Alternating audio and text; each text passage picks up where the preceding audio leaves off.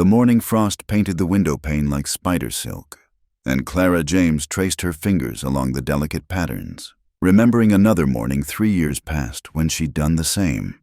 Only then, there'd been warmth at her back, the steady breathing of a man who'd promised to stand beside her through all seasons. Now, at 29, she stood alone in the boarding house room, her reflection in the glass showing a woman who'd learned to fill empty spaces with silence.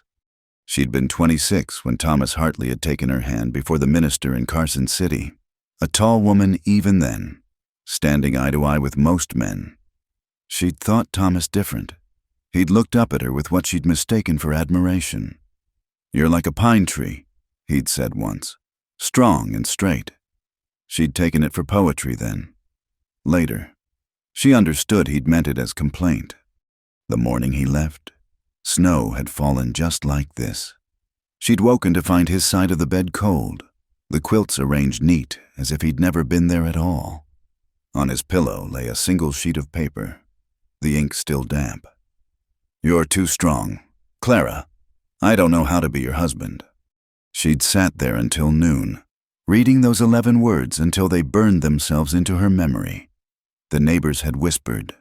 Of course, in a town like Carson City, a woman abandoned by her husband became a story told over washing lines and church suppers. Some said she'd driven him off with her height, her directness, her refusal to simper and fade into corners like proper wives should. Others invented wilder tales that she'd been barren, cold in bed, too educated, not educated enough. Clara had endured it for 6 months. Then she'd sold what little they'd owned, packed her few belongings into a leather case that had been her mother's, and bought a ticket on the first stage heading anywhere else. That's how she'd come to be in Denver first, then Cheyenne, and now heading further west still, always moving when the whispers caught up. The train whistle cut through her thoughts, sharp as winter wind. She turned from the window, smoothing her dark wool dress. It was practical, well-made, the kind of dress that could survive hard travel and harder looks. She'd sewn it herself, as she'd sewn everything she owned. Her hands, large for a woman's but skilled with a needle and thread, had kept her fed these 3 years. Town to town. She'd taken in mending, made shirts for miners, hemmed curtains for saloon girls who paid in coin and kept secrets. Mrs. Elmsworth, who ran the boarding house, knocked on her door. "Train's coming in an hour. Miss James, sure you won't stay, good seamstresses are hard to find."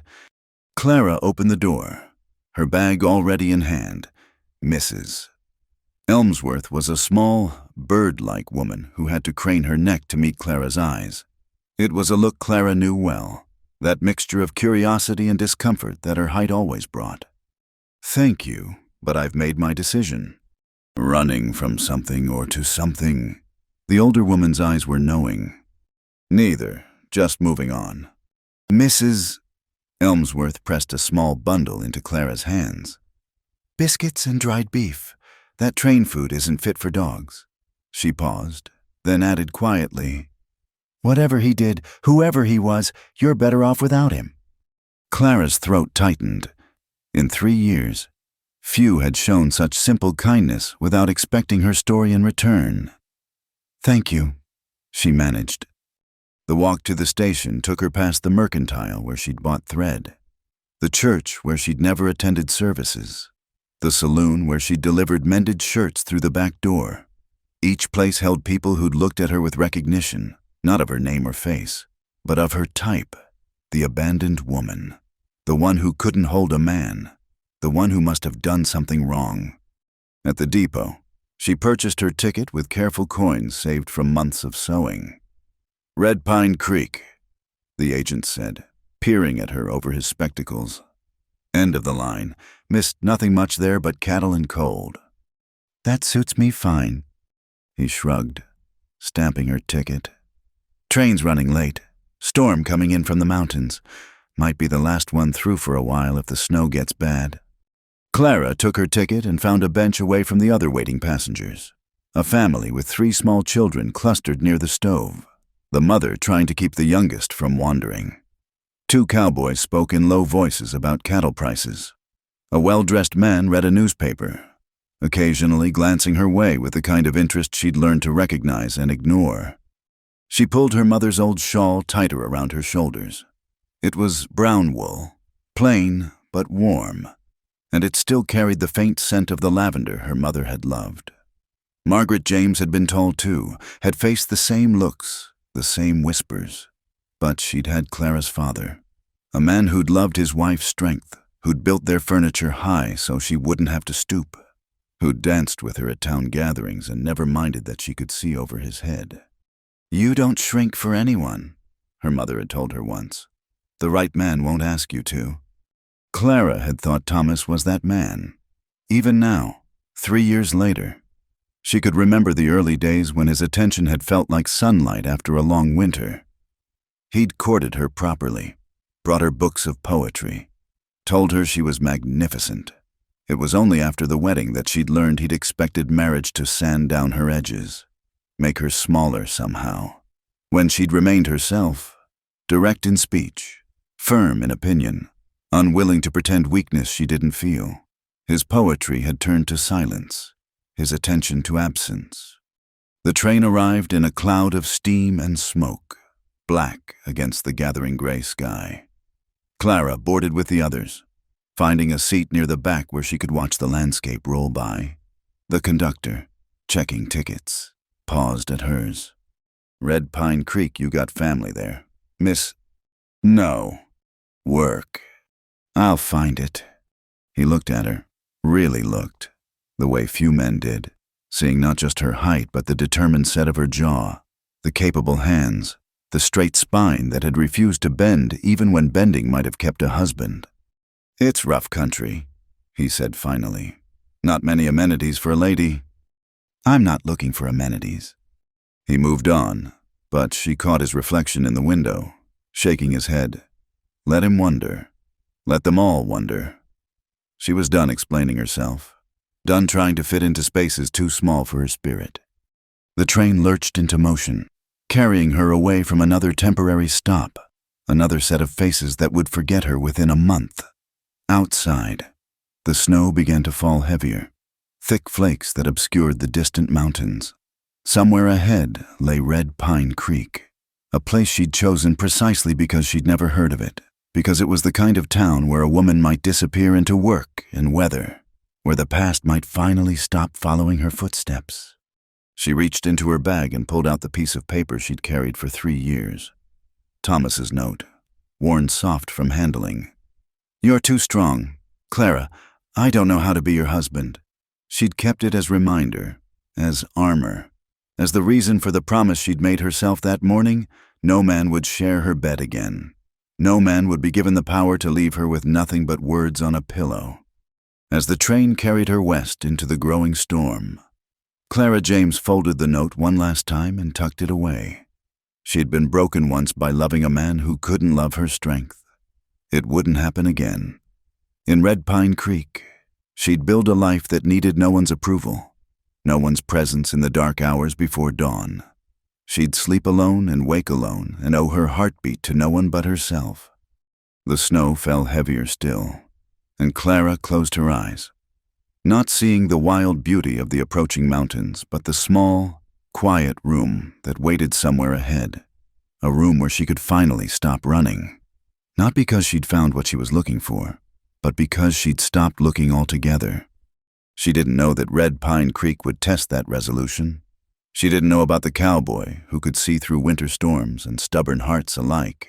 She knew only the weight of her promise and the lightness of being accountable to no one but herself.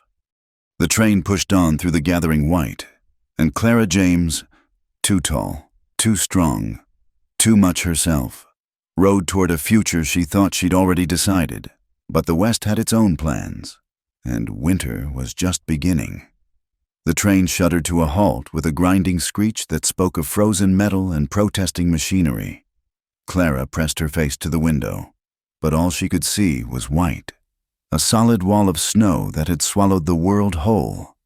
The conductor's voice carried through the car, barely audible over the wind's howl. Red Pine Creek end of the line. This train's going nowhere till the storm passes. Clara gathered her belongings with steady hands.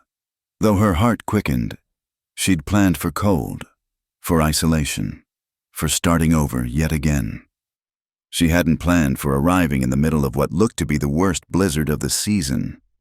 The wind hit her like a physical blow when she stepped onto the platform. It tore at her wool coat, sent her skirts whipping around her legs, and drove ice crystals into her face with stinging force. The platform, such as it was, consisted of rough planks already buried under fresh snow. Beyond it, she could barely make out the shapes of buildings through the white fury. "Ma'am," the conductor had to shout to be heard. "You'd best hurry to shelter Mrs. Harlow runs the boarding house. That building there with the green shutters?" Clara squinted through the storm, barely making out a 2-story structure perhaps 50 yards away.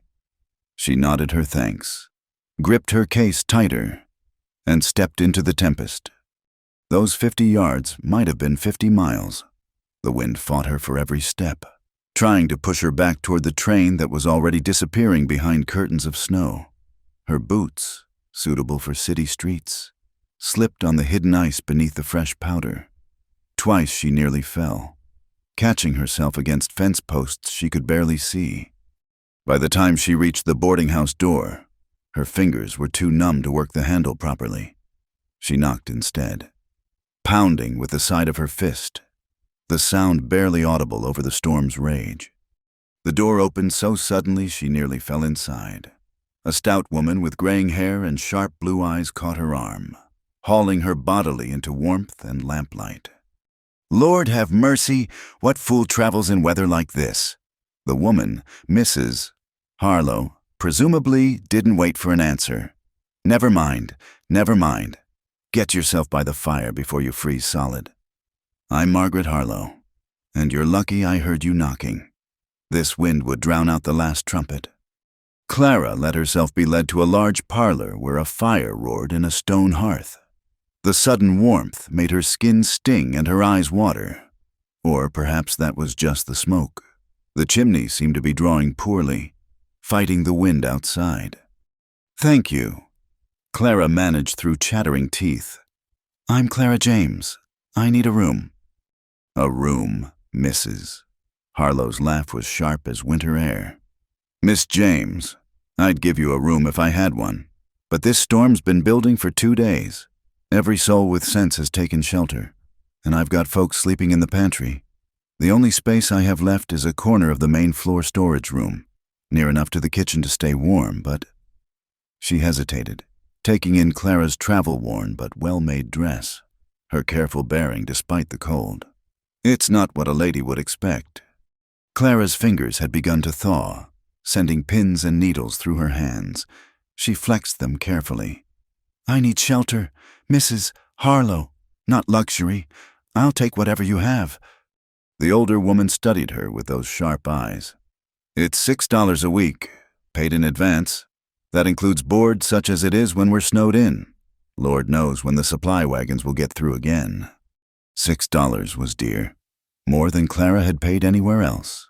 But she could hear the wind trying to tear the shutters from the windows, could see her breath still misting in the air despite the fire.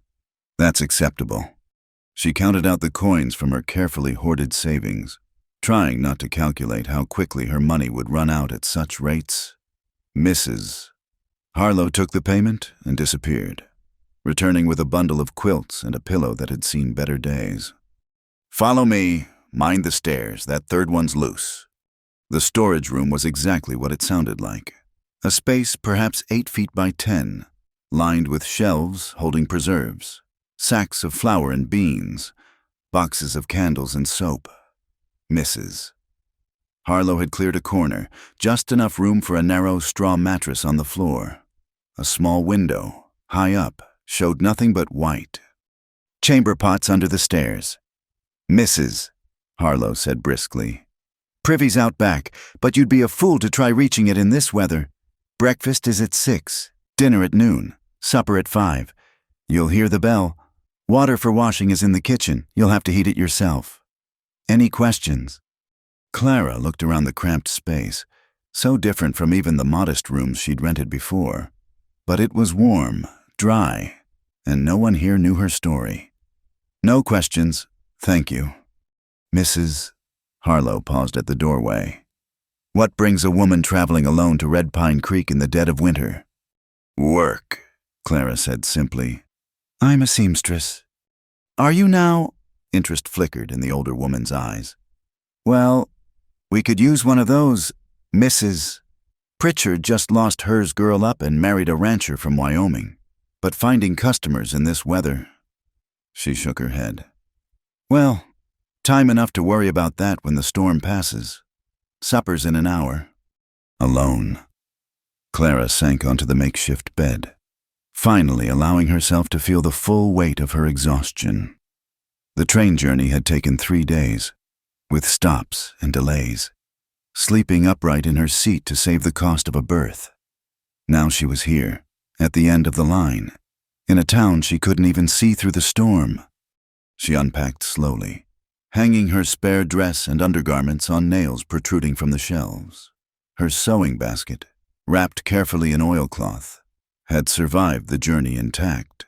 At the bottom of her case, her fingers found the small leather journal where she kept her accounts. The numbers were not encouraging. At $6 a week, she had perhaps a month before her funds ran out. Less if the storm lasted and drove prices higher. The supper bell rang, tinny and insistent.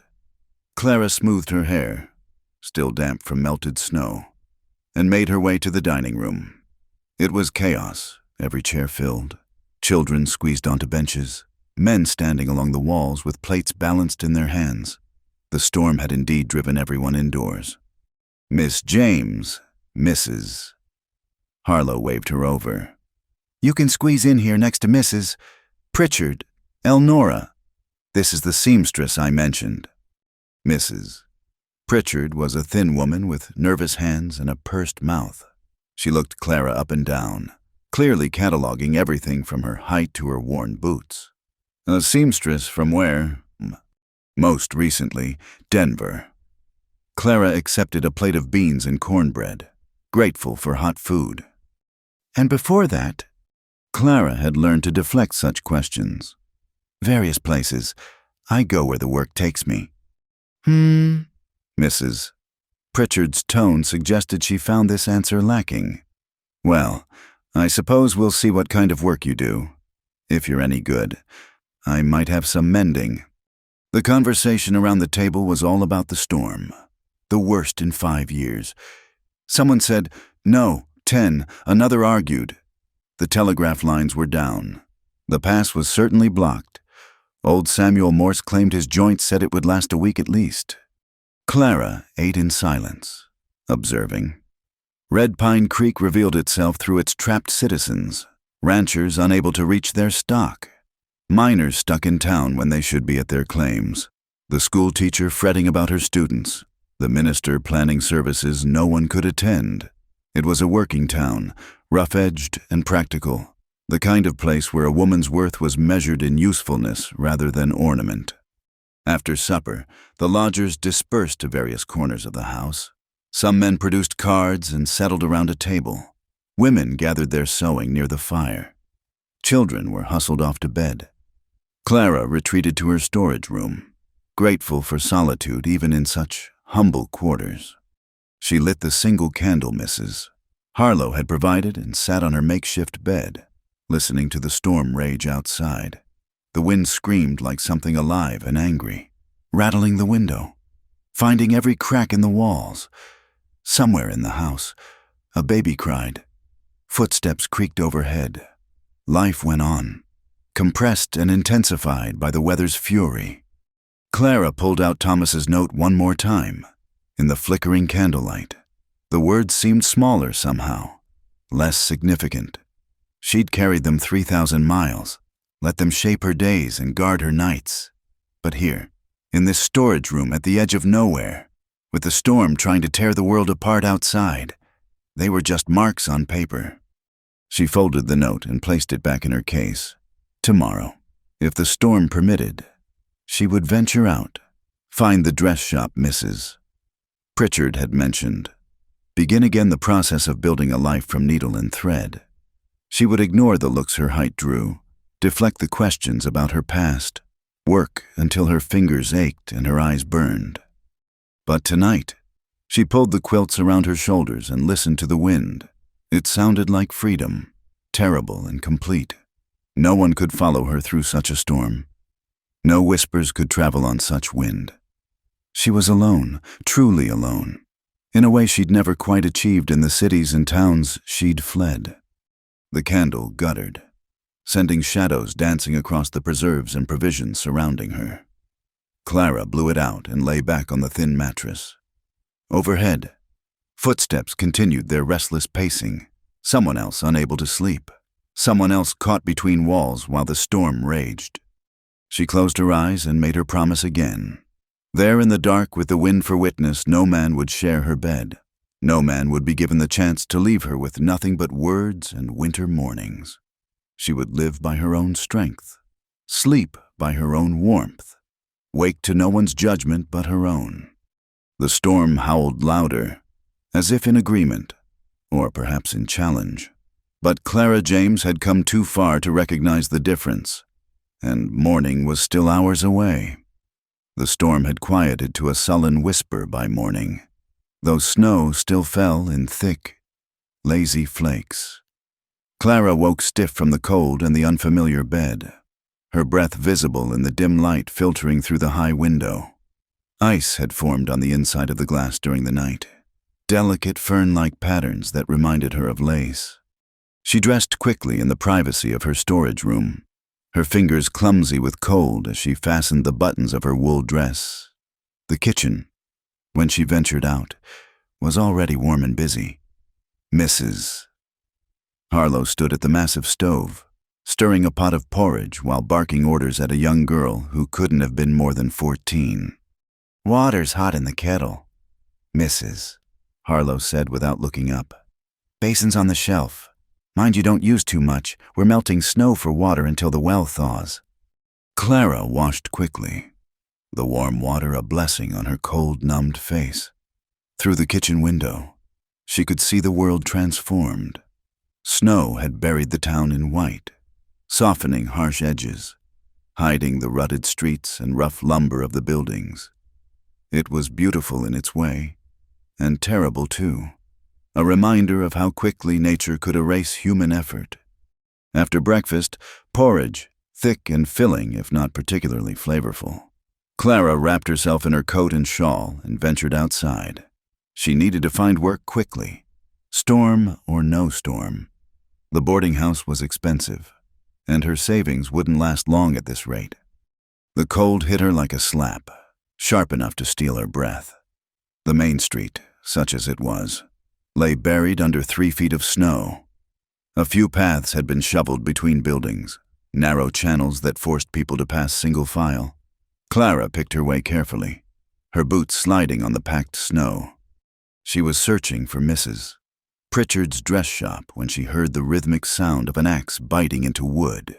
Behind the general store, someone was splitting logs with steady, methodical strokes. Clara paused, drawn by the simple efficiency of the movement. In cities, she'd grown used to coal and gas heat.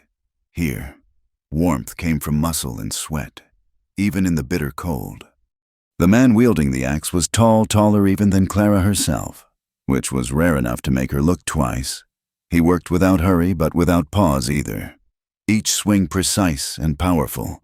His coat hung on a nearby post despite the cold, and steam rose from his shoulders in the frigid air.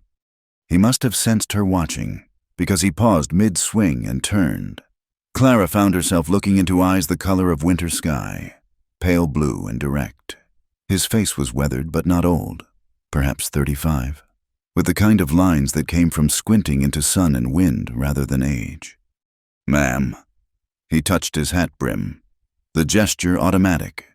His gaze traveled up to meet hers, and she saw the familiar flicker of surprise at her height. But unlike most men, he didn't immediately look away or down. He simply nodded and turned back to his work. "Excuse me," Clara heard herself say. "I'm looking for Mrs. Pritchard's dress shop." He embedded the axe in the chopping block with a final swing and straightened, pulling on his coat. 2 doors down from the mercantile, but I doubt she's opened up yet. Most folks are still digging out. His voice was deep, quiet, the words spaced out as if he wasn't used to using many at once. Clara noticed his hands as he buttoned his coat, large, capable, with the scars and calluses of hard work. "Thank you." She turned to go, then paused. "I'm Clara James. I arrived yesterday on the train." In the middle of the storm? It wasn't a question. Takes some determination to travel in weather like that. Or desperation. The words slipped out before she could stop them. Something shifted in his expression. A recognition, perhaps. "Daniel Yates," he said simply. "I work horses for the livery, help out where needed." He gestured at the pile of split wood. "Mrs. Harlow trades meals for cordwood. A practical arrangement. Most things are out here." He picked up an armload of the split logs. "I heard Mrs. Harlow mention a seamstress had come to town. That'd be you." Clara nodded. "Though I'll need to find customers first." "You will. Town like this, everybody needs something mended. My own coat's got a tear been bothering me for months." He shifted the wood in his arms. "Well, good day to you, Miss James." "Mrs. James," she corrected automatically, then wished she hadn't. The words invited questions she didn't want to answer. But Daniel Yates merely nodded again, as if widowed or abandoned women were common enough in Red Pine Creek to merit no comment. "Mrs. James," he amended, and headed toward the boarding house with his load. Clara watched him go, disconcerted. In 3 years of traveling, she'd grown accustomed to certain patterns. Men either dismissed her for her height and her circumstances, or they showed the kind of interest that made her retreat behind cold politeness. Daniel Yates had done neither. He'd simply looked at her, spoken to her, as if she were any other person in need of directions on a cold morning. She found Mrs. Pritchard's shop, as he'd said, 2 doors down from the mercantile. The windows were indeed dark, but Clara could see movement inside. She knocked, and after a moment, Mrs. Pritchard peered out through the frost-covered glass. "We're not open," she called through the door. "I'm Clara James. From the boarding house you mentioned you might have mending work." The door opened a crack. "Oh, the seamstress. Well, I suppose. Come in, before we both freeze." The shop was small but tidy. Bolts of fabric lining the walls. A cutting table dominating the center of the room. A pot-bellied stove in the corner struggled to heat the space. Mrs. Pritchard, wrapped in multiple shawls, looked like a disgruntled bird. "I wasn't expecting anyone in this weather," she said, not quite meeting Clara's eyes. "The girl who worked for me, she left so suddenly, married that rancher and gone within a week. Left me with orders half finished and more coming in." "I'd be happy to help." Clara said, "What kind of work do you need?" Mrs. Pritchard moved to a basket in the corner, pulling out various garments. "Mending, mostly. Alterations. Some new construction shirts for the miners. Dresses for the ranchers' wives. Can you do men's shirts?" "Of course." Clara examined the pieces. The work was straightforward. Nothing she hadn't done 100 times before. "What terms are you offering?" "Terms, Mrs." Pritchard's mouth pursed tighter.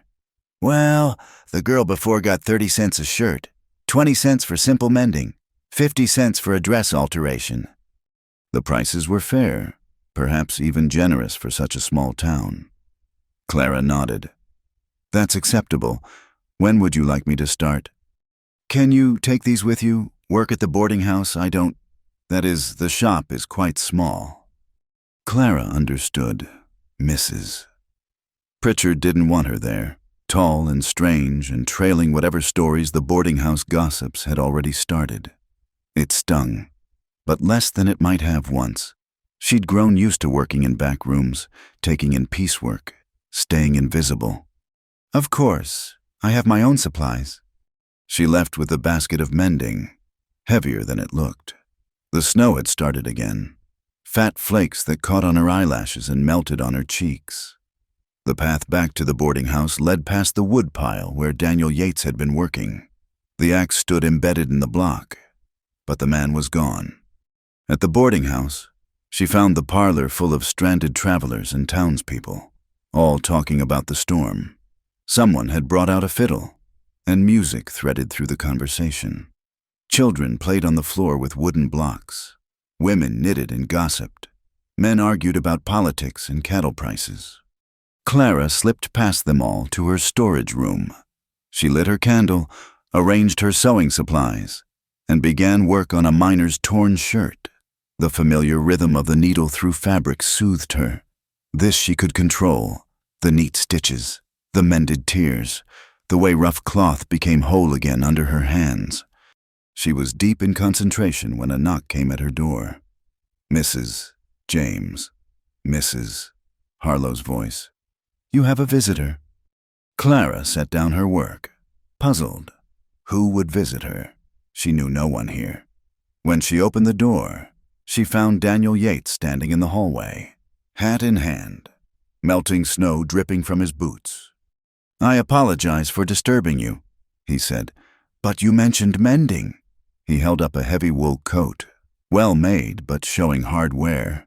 A long tear ran down one side, the kind that came from catching on wire or wood. "Of course." Clara took the coat, examining the damage. "This needs more than simple mending. The fabric's worn thin here. I'll need to patch it properly." "Whatever it needs." He reached into his pocket. "What do I owe you?" 25 cents for a patch job like this. Pay when I'm finished." He nodded, started to turn, then paused. "That storage room gets mighty cold at night. If you need extra wood for the kitchen stove, there's plenty split out back. Mrs. Harlow won't mind if it keeps a paying guest from freezing." Before Clara could respond, he was gone, his footsteps heavy on the stairs. She stood holding his coat, aware of the warmth still clinging to the wool, the scent of wood smoke and winter air and honest work. Back in her room, she examined the coat more carefully. It was good quality, bought or made with care, but it had seen hard use. The tear wasn't the only damage. Buttons were loose, the lining worn through in places, small repairs ignored until they became larger problems. Like its owner, perhaps, focused on work rather than comfort. She selected a piece of heavy wool from her scrap bag, carefully matching the color. As she worked, she could hear the storm picking up again outside, the wind moaning through the eaves, but her small space felt warmer somehow, the candle flame steadier. It was only later, as she set the final stitches, that she realized she'd hummed while she worked, something she hadn't done in 3 years. She set the coat aside, disturbed. She'd come here to disappear, to work and sleep and wake in solitude.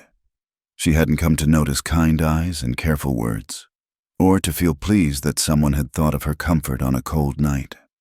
Through the high window, the snow continued to fall, burying the town deeper with each passing hour. Clara picked up the next piece of mending, determined to lose herself again in the simple rhythm of thread and needle. But her hands remembered the warmth of Daniel Yates's coat, and her mind kept circling back to a man who looked at her height without flinching and spoke of practical things in a voice like distant thunder. She shook her head and bent closer to her work. She had made her promises. She would keep them. The storm would pass, the snow would melt, and Daniel Yates would be just another customer, another face in another town she'd leave when the whispers caught up. But for now, in the candlelight with the storm for company, she allowed herself this small warmth, a coat that needed mending, and a man who'd thought of her cold room on a winter night. The storm stretched on, day after relentless day. By the third morning, the boarding house had taken on the feeling of a ship adrift, isolated, crowded, tempers beginning to fray at the edges. Children grew restless, adults snapped over small things. The walls seemed to press closer with each passing hour. Clara kept to her routine wake in the cold, wash with carefully rationed water, eat in the crowded dining room, then retreat to her storage room to sew. Her fingers flew through the mending, shirt after shirt, dress after dress. Mrs. Pritchard sent more work through Mrs. Harlow, apparently satisfied with Clara's skill but still unwilling to have her in the shop. It was late afternoon on the fourth day when the silence struck her. She looked up from her work, needle suspended, and realized the wind had stopped. After days of constant howling, the quiet felt enormous, almost oppressive.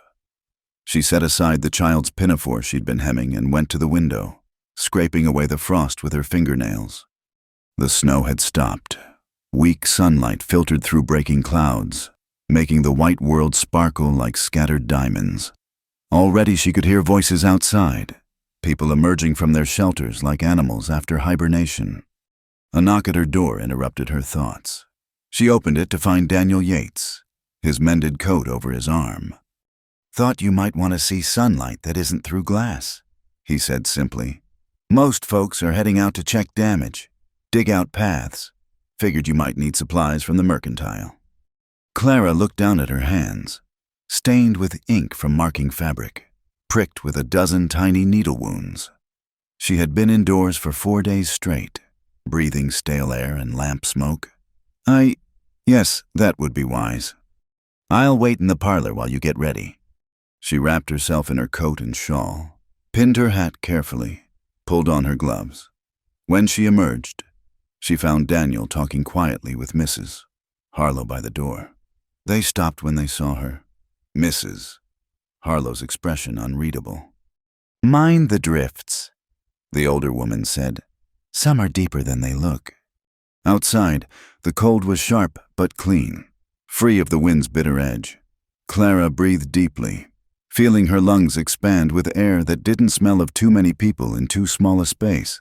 The town looked transformed, buried under 6 feet of snow in some places, drifts reaching to the eaves of buildings. "Watch your step," Daniel said, leading the way down a partially shoveled path. "Ground's uneven under all this."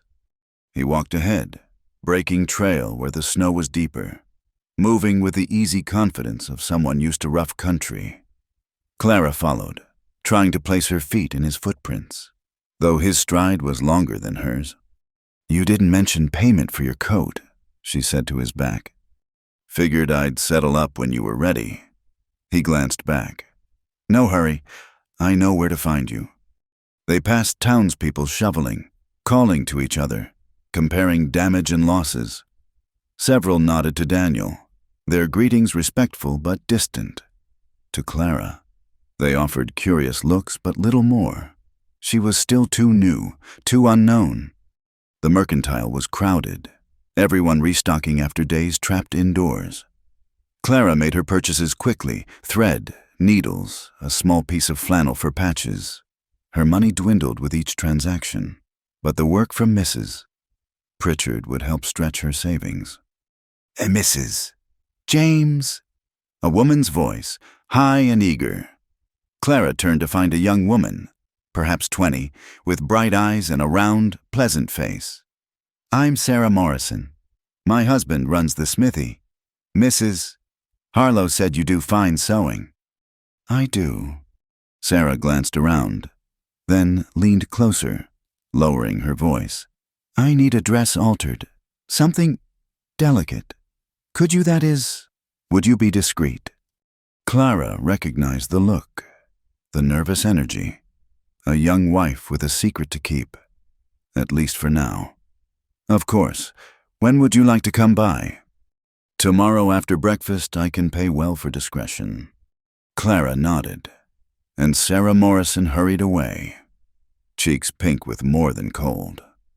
Daniel appeared at Clara's elbow, having finished whatever business brought him to the store. "Ready?" They walked back more slowly, the urgency of escape replaced by the simple pleasure of movement after confinement. The sun was already dropping toward the mountains, painting the snow pink and gold. "You handled that well," Daniel said quietly. Sarah Morrison's business. Clara looked at him sharply. I don't know what you mean. No need to pretend. Half the town knows she's expecting, though she hasn't told her husband yet. Wants to surprise him proper. He smiled slightly. You didn't pry. Didn't gossip. That'll be noticed. I mind my own business. Rare quality. They walked in silence for a moment before he added, Your husband traveling separately. The question was casual, but Clara felt her shoulders tighten. My husband is dead, she said flatly. The lie came easily now, practiced over 3 years of use. I'm sorry for your loss. She waited for more questions. How long? What happened? Why was she traveling alone? But they didn't come. Daniel simply walked beside her, matching his pace to hers, saying nothing more. At the boarding house steps, he paused. I'll bring payment for the coat tomorrow, and I've got a shirt needs mending, if you're taking more work. I'm always taking work. He touched his hat brim and turned to go, then stopped. Mrs.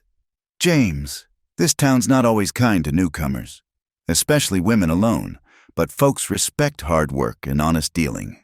Give them time.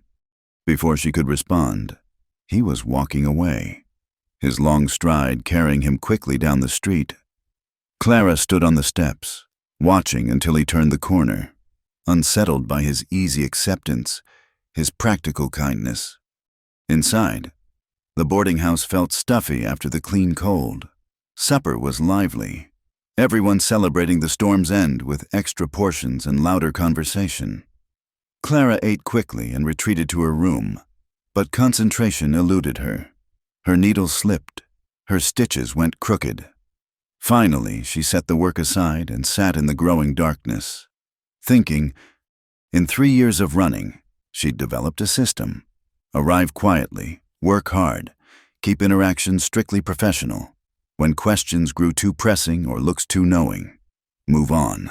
It had kept her safe, kept her from the pain of hoping for more than she could have. But Daniel Yates hadn't looked at her with pity or speculation. He'd simply seen her, a tall woman who could mend coats and keep secrets and walk through snow without complaining. It was dangerous, that kind of seeing. It made her want to be seen more. She lit her candle and returned to work, forcing her hands to steadiness. Tomorrow, Sarah Morrison would come with her secret hopes wrapped in fabric. Tomorrow, Daniel would bring his shirt and his payment. Tomorrow, the town would continue to dig out and rebuild and gossip about the seamstress who'd arrived in the storm. But tonight, Clara allowed herself one moment of weakness. She picked up Daniel's coat, running her fingers over the careful stitches that made torn cloth whole again. The wool still carried faint traces of wood smoke and winter air. She'd done good work, strong stitches that would hold through whatever rough use the coat saw. Just another customer, she told herself firmly, hanging the coat on a nail, but her hands remembered the weight of it, and her mind kept circling back to pale blue eyes that saw straight through to truth without demanding explanations. The storm was over, but Clara had the unsettling feeling that something else was just beginning.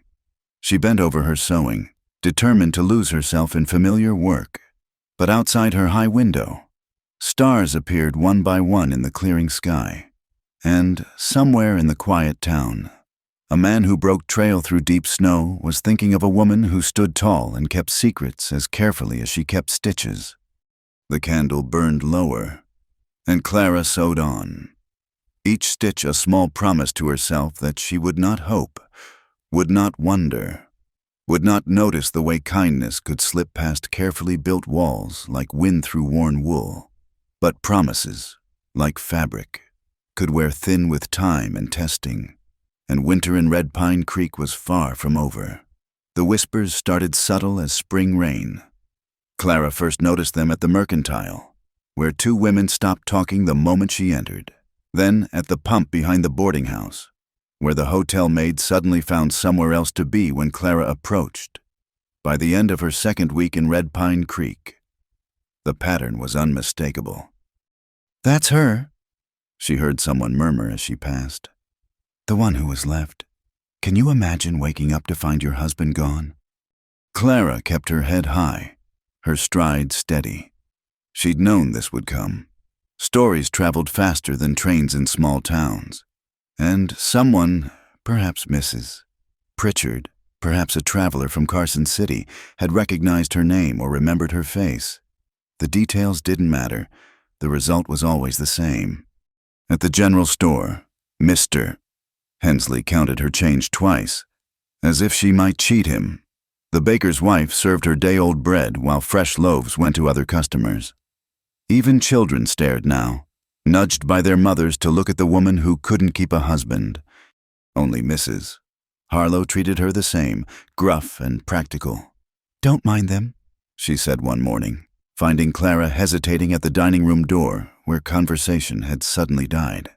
Small minds need something to chew on. Next week it'll be someone else. But Clara knew better.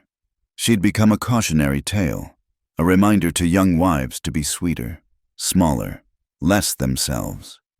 The work from Mrs. Pritchard slowed to a trickle. Sarah Morrison came for her altered dress but didn't meet Clara's eyes, sliding the payment across the table as if afraid to touch her hand. It was late afternoon, 2 weeks after the storm, when Daniel Yates appeared at her door again. Clara had been expecting him to join the others in their cold distance, but here he was with another torn shirt and the same quiet manner. "Mrs. James, hope I'm not disturbing your work." She took the shirt, examining the tear automatically. "Just finished for the day. This won't take long to mend." "No hurry." He paused, and she could feel him choosing his words. "Heard there's been some talk."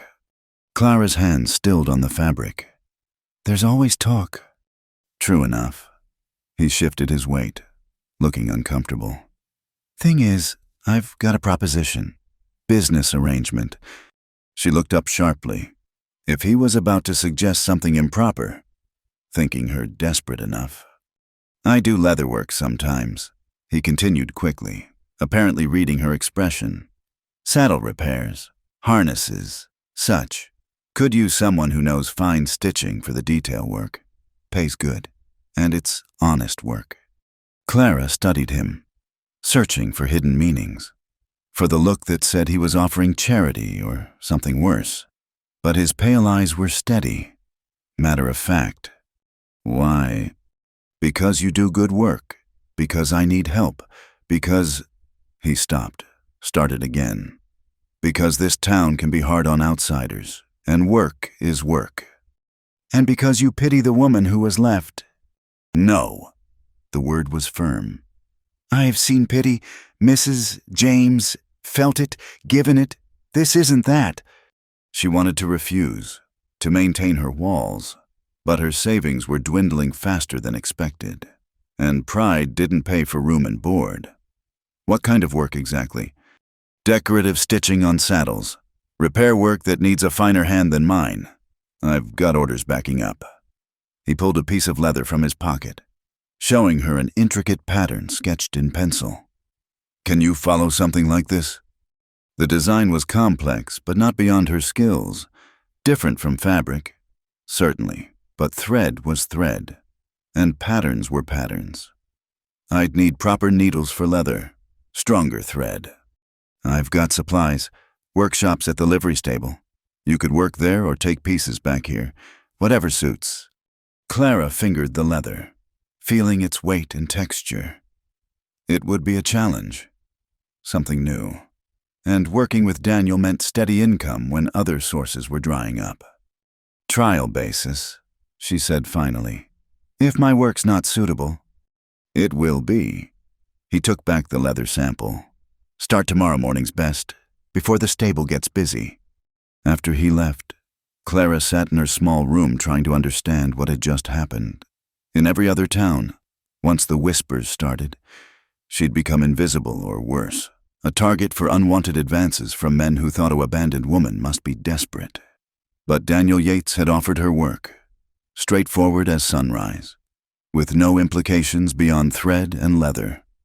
The next morning dawned clear and cold. Clara made her way to the livery stable early.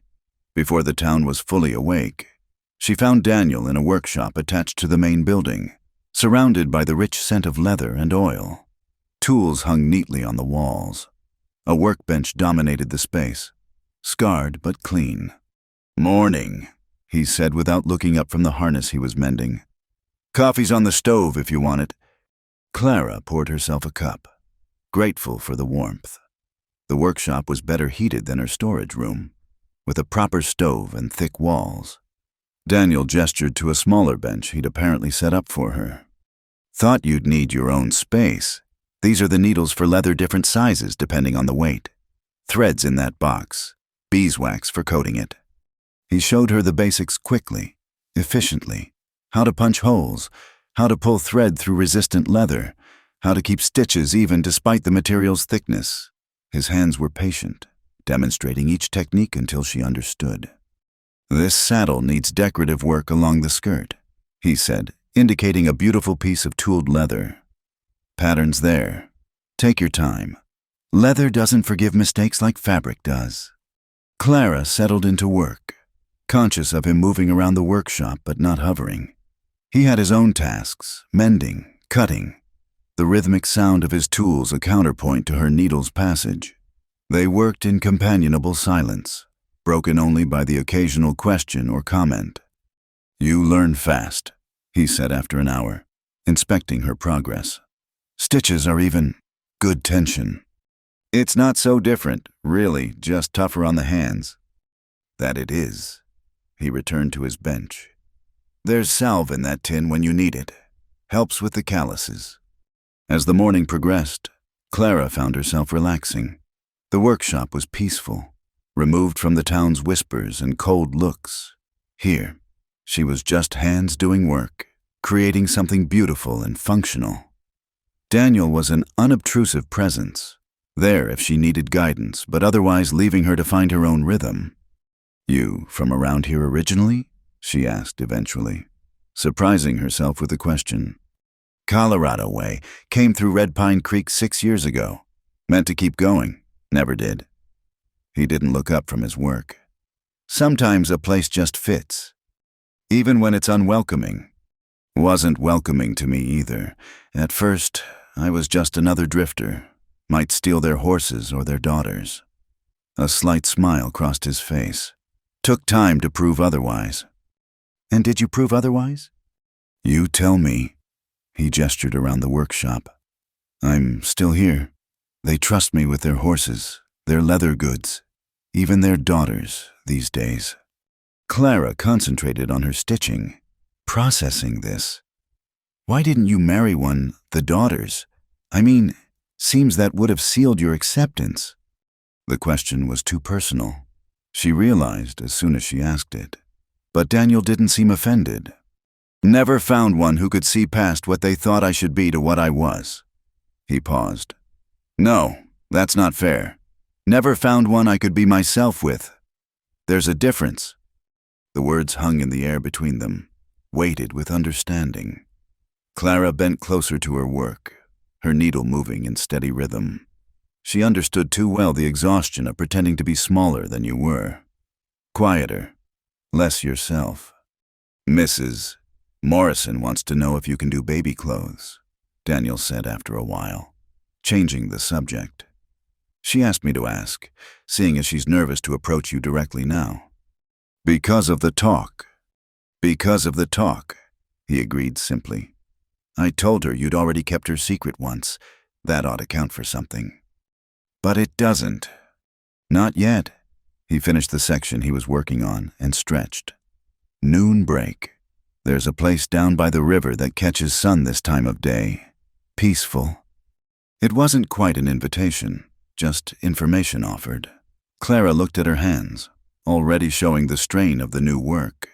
She looked at the pile of leather still waiting. She looked at Daniel, who was banking the stove and reaching for his coat. "I could use some air," she heard herself say. They walked through town together, and Clara felt the weight of watching eyes.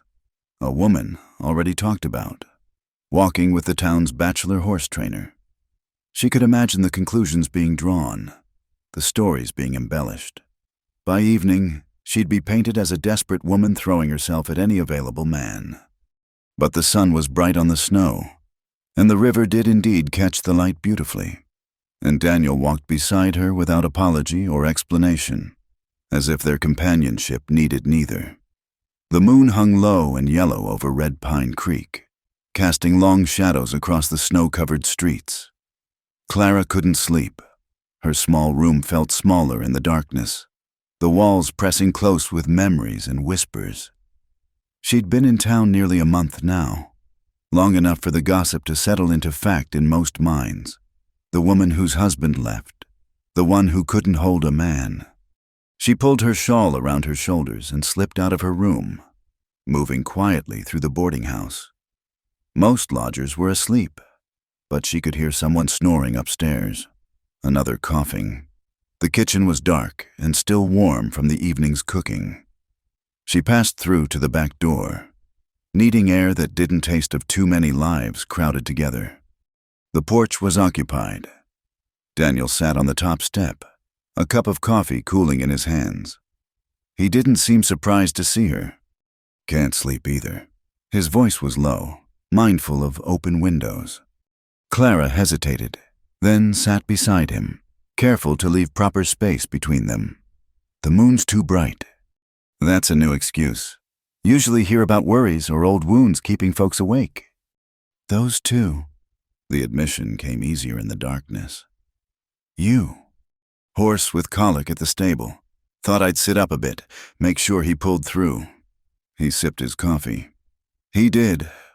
They sat in silence, watching their breath cloud in the cold air. The town slept around them, peaceful under its blanket of snow. Somewhere a dog barked, then quieted. The night felt vast and intimate at once.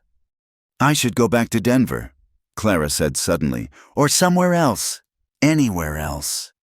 Daniel didn't respond immediately.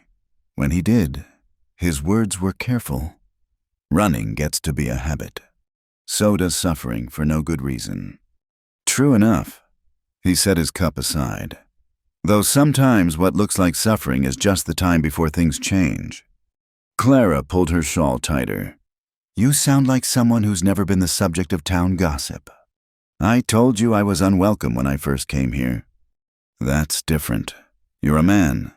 You can prove yourself through work, through staying. I can work my fingers to the bone and they'll still see a woman who was left, who wasn't enough."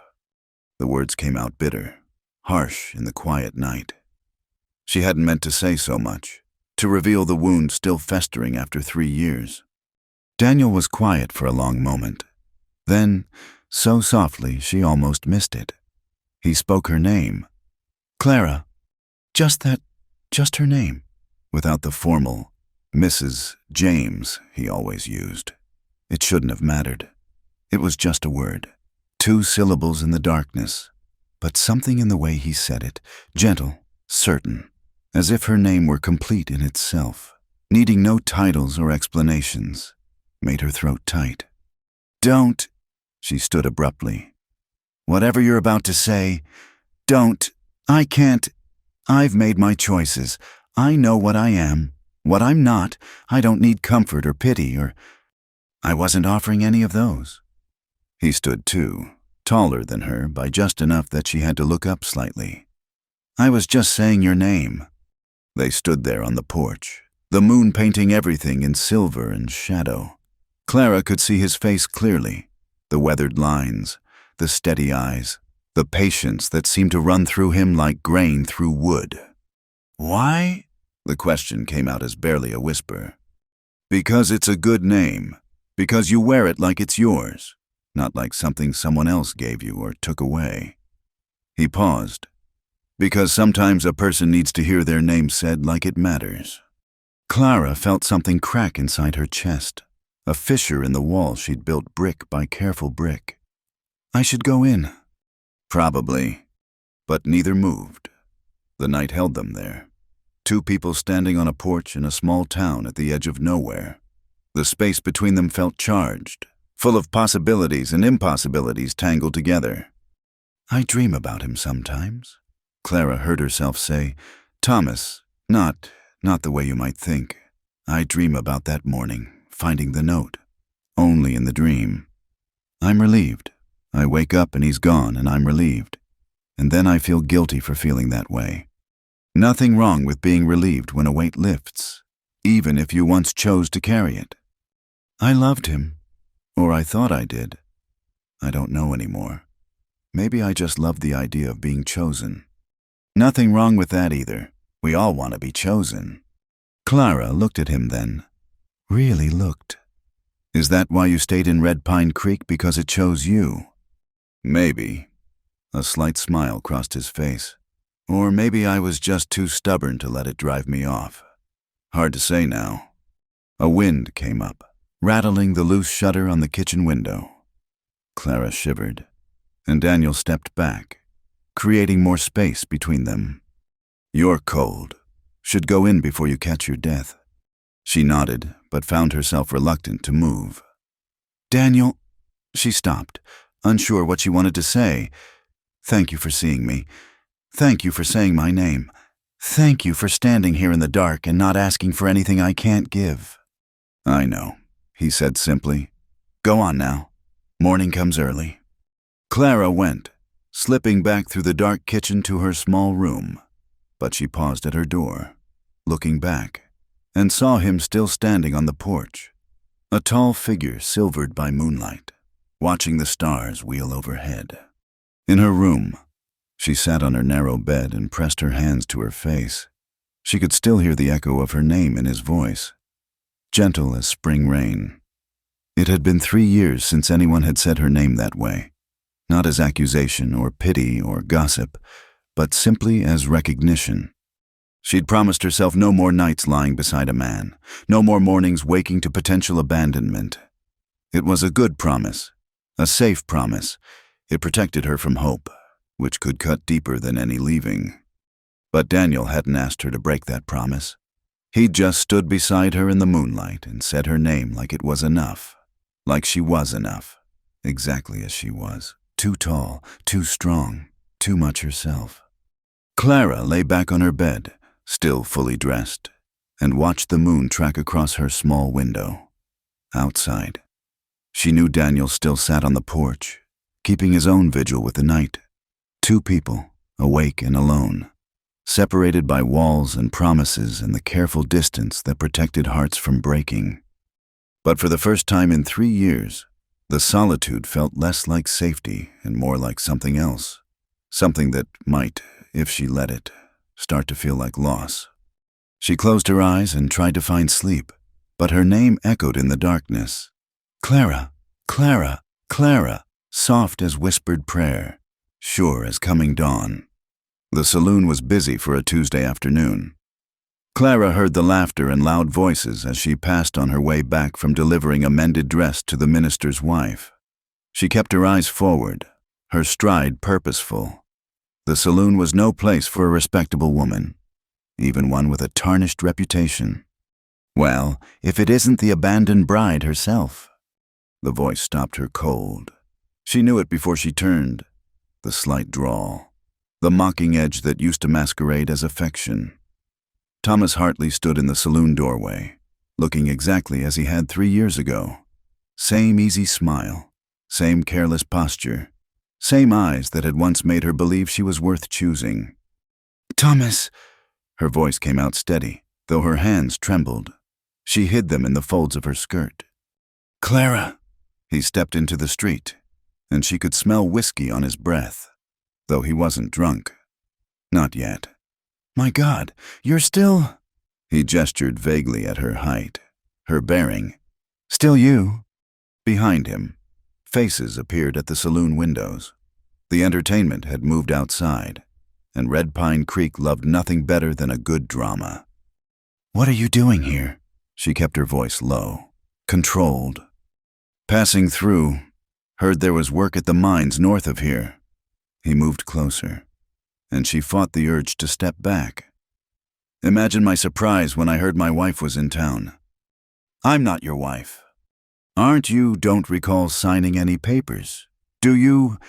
Clara felt the blood drain from her face. She'd told everyone she was widowed. Let them believe Thomas was dead.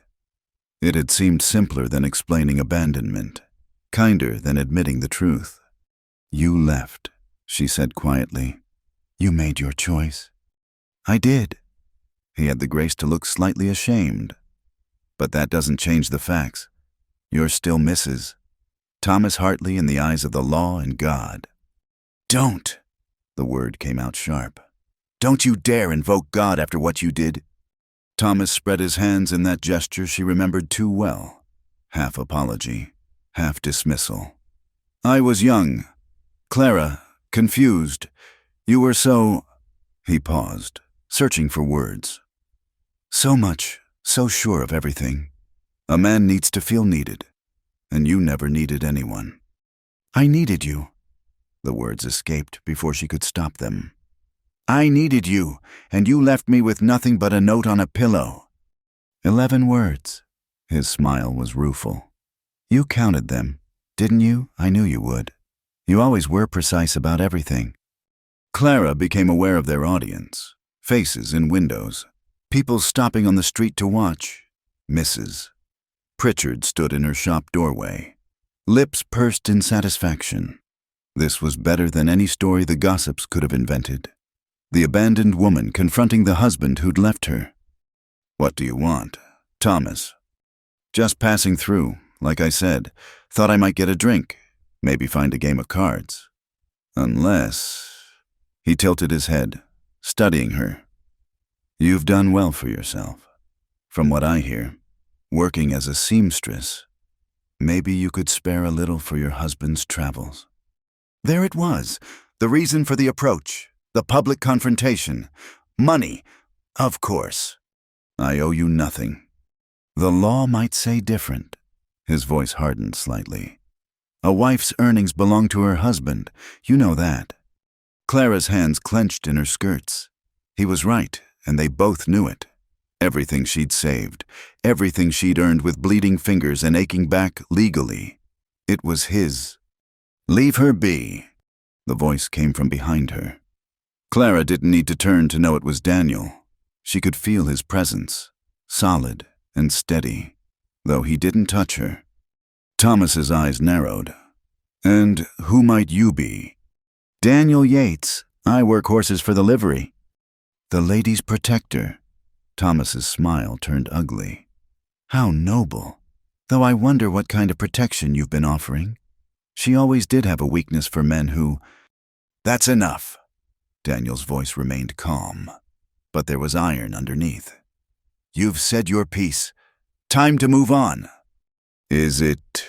Thomas looked between them, his expression calculating. See, I'm thinking this is a conversation between a man and his wife. No business of yours. Mr. Yates. It becomes my business when you're bothering someone who works for me. Works for you? Thomas laughed. Is that what they're calling it now? Clara felt the crowd's attention sharpen, felt their judgment shifting and reshaping. Whatever small respectability she'd built through hard work was crumbling with each word. Yes, Daniel said simply. She does leatherwork for my shop. Best detail stitching I've seen. Now, if you're done here... Oh, I'm not done. Thomas stepped closer to Clara. See, I've been thinking. 3 years is a long time to be apart. Maybe it's time we tried again. After all, you made vows. Clara, for better or worse. You left. Her voice shook now. You don't get to come back when it's convenient. Don't I? He reached out as if to touch her face, and she flinched back. You haven't changed. Have you still too proud to bend? Still too tall to make a man feel like a man? A real man doesn't need a woman to shrink for him to feel tall. Daniel's words were quiet, but they carried clearly. A real man doesn't leave his wife with nothing but words on paper. Thomas turned on him then, fists clenched. You got something you want to say about me? Already said it. The two men faced each other, and Clara saw violence brewing in the set of Thomas's shoulders, the tension in Daniel's stance. The crowd sensed it too, pressing closer, eager for blood to go with their entertainment. Stop, Clara said. Both of you, stop. This isn't... I won't be fought over like some prize at a fair. She turned to Thomas, drawing herself up to her full height. You want money? Fine. I have $40 saved. Take it and go. Sign a paper saying you won't come back, and it's yours." $40. Thomas laughed. "That's all 3 years of work has gotten you." "It's what I'm willing to give. Take it or leave it." He studied her, and she saw him calculating the effort of staying, of pursuing legal claims, versus easy money now. Finally, he shrugged. "Fine, $40 in a paper, but I want it now. Wait at the saloon. I'll bring it within the hour." Thomas looked like he might argue, but Daniel shifted slightly, and something in that small movement made Thomas reconsider. "1 hour," he said. "Then I'm coming looking." He sauntered back into the saloon, playing to his audience until the end. The crowd began to disperse. The show over for now, though Clara knew the talking would continue for weeks. She stood in the street, aware that she was shaking, aware that Daniel still stood behind her, not touching but close enough that she could feel his warmth. "I can lend you the money," he said quietly. "If you don't have it all." "I have it." Her voice sounded strange to her own ears. "I've been saving to leave. Seems fitting it should buy my freedom instead." "Clara." "Don't." She turned to face him then, seeing concern in his pale eyes. "He's right. You know, about me. I am too proud. Too much. I couldn't make myself smaller for him. And he hated me for it." "No." Daniel's voice was firm. "He hated himself for being too small to match you. There's a difference." The words hung between them in the afternoon light. Clara felt tears threaten and blinked them back. She wouldn't cry here. Wouldn't give the watching windows that satisfaction. "I need to get the money," she said. "I'll come with you to make sure he signs the paper proper." She nodded, too tired to argue.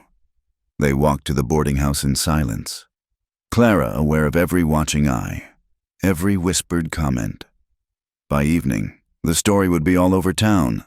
The seamstress who'd lied about being widowed, the husband who'd come back, the horse trainer who'd interfered. In her small room, she pulled out her savings, counted the bills and coins carefully. $41.60. 3 years of bent backs and pricked fingers and careful scrimping. "Here," Daniel said, producing paper and pen from somewhere. "I'll write it up. Make it legal enough to hold."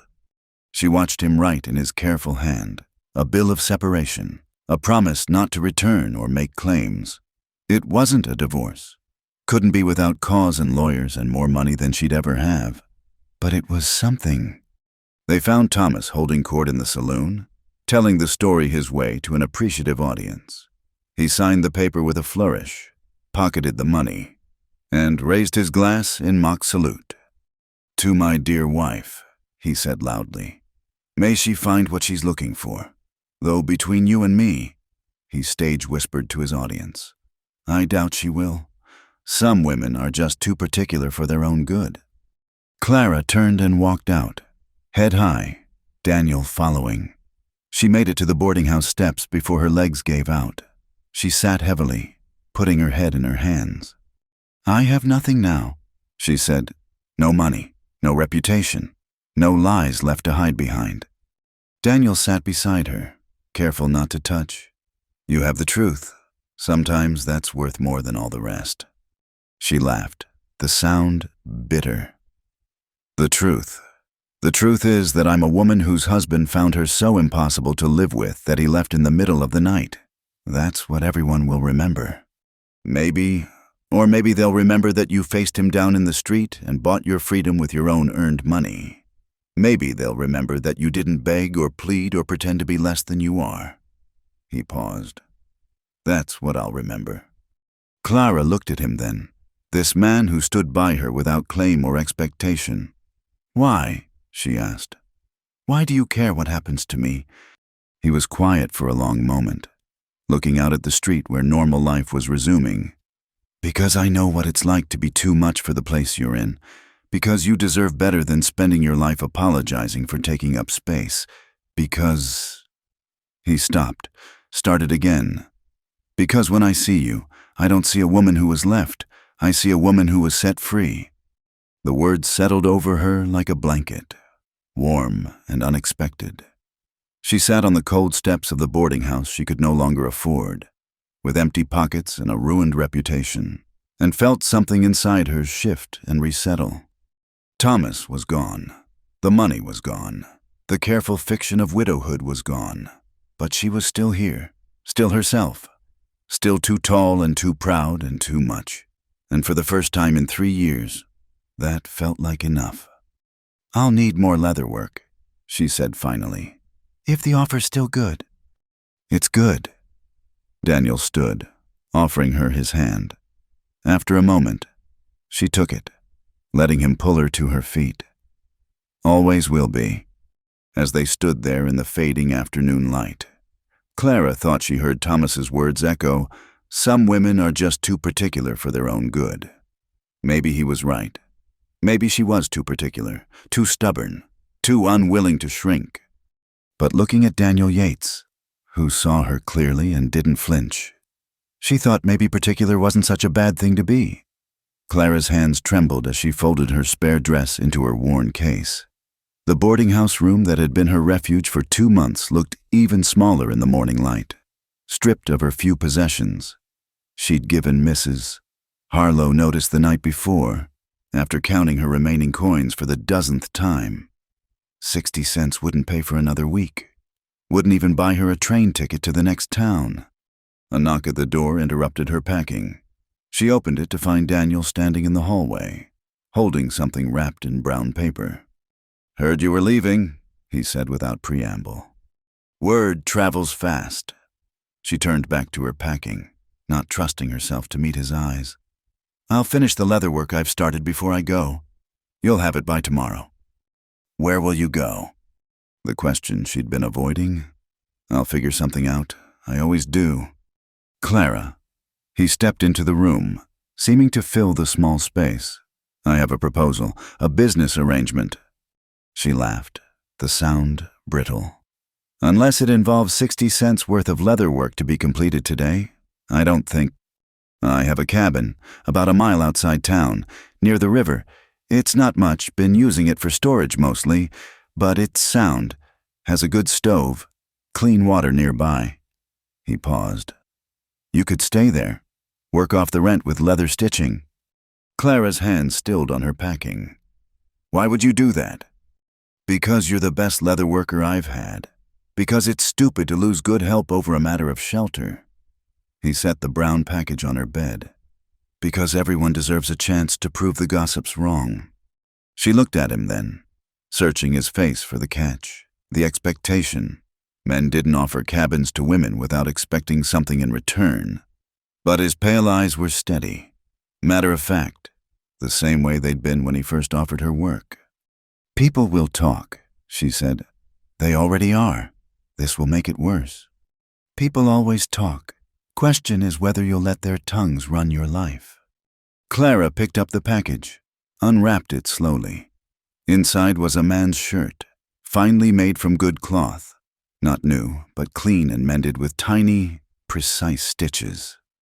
"It was my father's," Daniel said quietly. "He died when I was 12. My mother kept it, mended it over and over until there was more thread than original cloth. She said the stitches held memory better than fabric." Clara ran her fingers over the careful repairs, seeing a woman's determination to hold on to something precious through skill and patience. "When she died," Daniel continued, "I thought about burying it with her, but she'd have called that wasteful. So I kept it.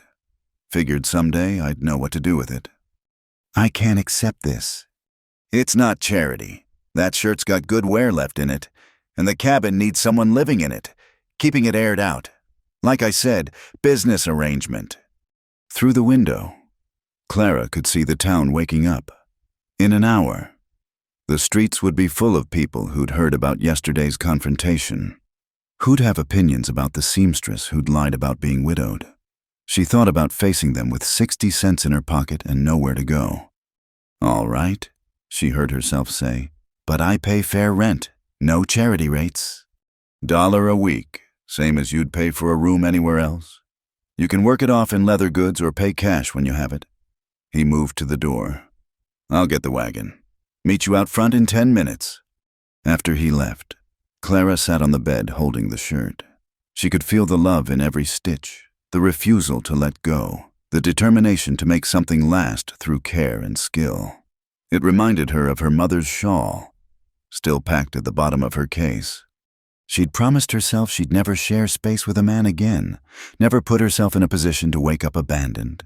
But this wasn't sharing, was it? This was her own cabin, her own space, paid for with her own work. The fact that Daniel Yates owned it didn't change that. Did it? 10 minutes later, she stood on the boarding house steps with her case, aware of curtains twitching and faces peering out. Mrs. Harlow had said goodbye with surprising warmth, pressing a loaf of bread and a jar of preserves into Clara's hands. "You'll need supplies out there," she'd said gruffly. "And don't let them run you off. Town needs good seamstresses more than it needs gossips." Daniel pulled up with a wagon that had seen better days, but the horses were well kept and alert. He loaded her few belongings without comment, then helped her up to the seat. His hands were steady on her elbow, polite and impersonal. They drove through town in silence. Clara keeping her eyes forward despite the stares and whispers. She caught fragments as they passed. Living in sin. Knew she was that type. Poor Mr. Yates, taken in by... "They're wrong," Daniel said quietly. "You know that. Doesn't matter what I know, matters what they believe.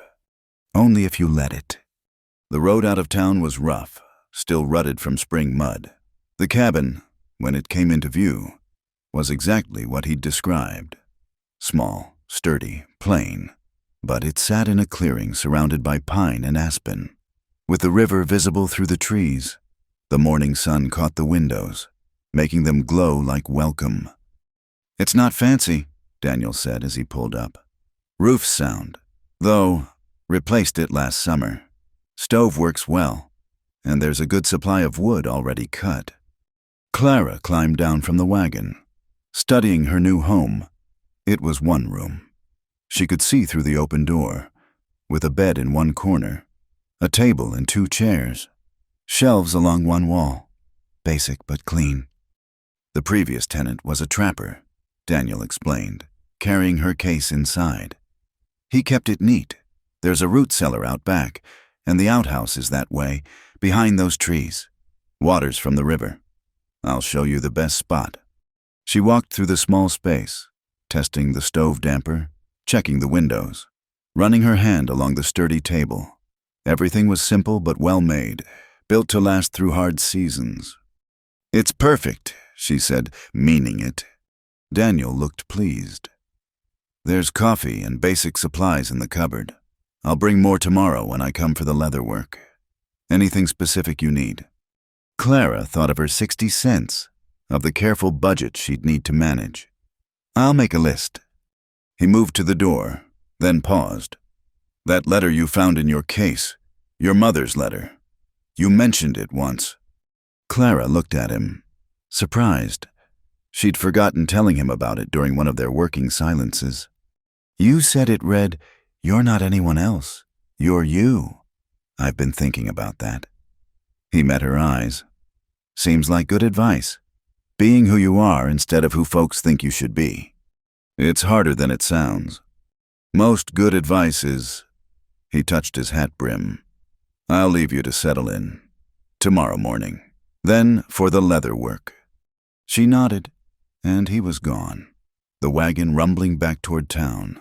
Clara stood in the doorway of her new home, her own home, even if rented, and breathed deeply. The air smelled of pine and snowmelt and possibility. Inside, she unpacked slowly. Her mother's shawl went over the back of the chair. Thomas's old note she tucked into her journal, not thrown away, but no longer carried like a weight. The shirt Daniel had given her she hung on a peg by the door, where she could see those careful stitches catching the light. As afternoon wore on, she explored her new domain. The root cellar held potatoes and preserves. The woodpile was indeed well stocked.